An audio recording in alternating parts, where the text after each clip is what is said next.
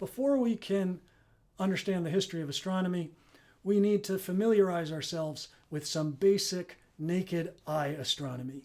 And we are going to do this with the help of some simulations.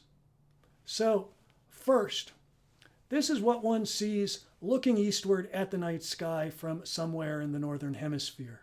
The simulation was made for Columbus, Ohio, but as it happens, that's an extremely similar latitude to Davis, California, so this might be what you'd see looking at the night sky in Davis.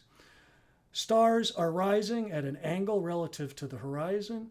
If we were to turn around and look instead to the west, we'd see the stars setting in a similar manner. This motion of rising and setting repeats itself every 24 hours. That's the amount of time it takes for any given star to reappear and rise again in the eastern horizon. If instead we look to the north, we will notice that there's a certain star, the so-called North Star or Pole Star, which doesn't appear to move at all. And all the stars close to the North Star never rise or set, but just move in circles around the North Star. You can get a perhaps better idea of what's going on from a time-lapse photograph like this one here. Now, everything we've just observed can be accounted for with a theoretical model represented in this diagram, the so-called two-sphere model of the universe. Two spheres because we have, first of all, this large outer sphere which carries all of the stars.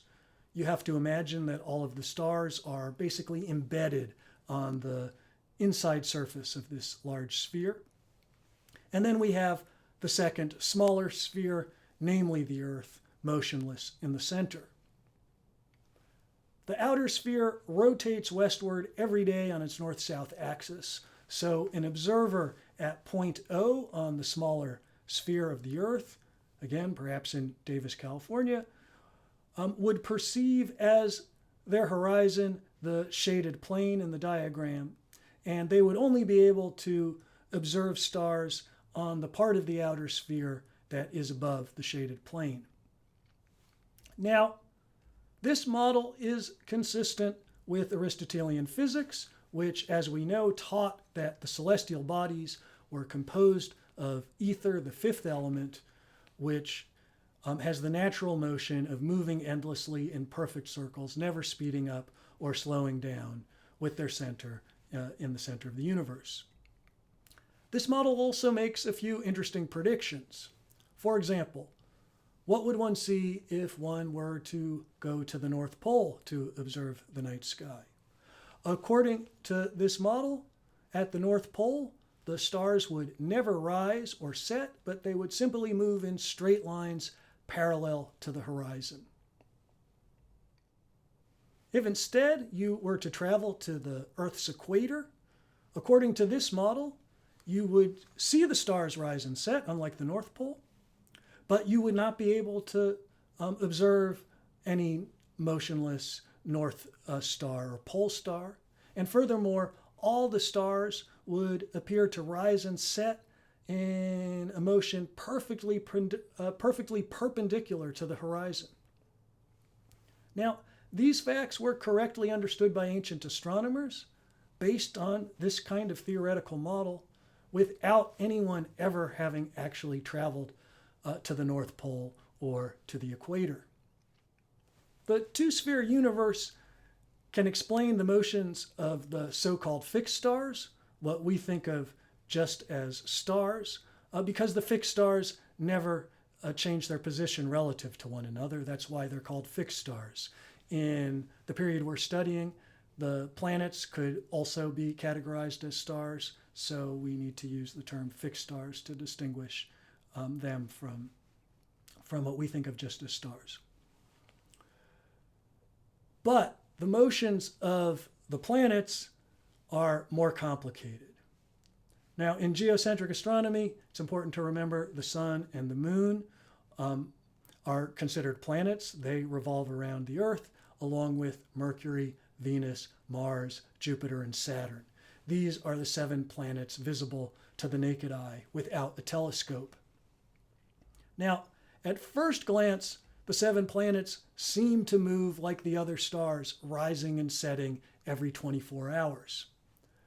But the 7 planets do not return after 24 hours to exactly the same place. Day by day, they move relative to the background of the fixed stars. To make this more clear, let's take the example of the sun. The sun shares the daily or diurnal motion of the fixed stars, but it also has a second motion. Every day, the sun moves a little more than 1 degree eastward relative to the fixed stars, so that it makes a complete circuit through the part of the sky called the zodiac and returns to its point of origin in about 365 days. The sun's path through the zodiac is called the ecliptic.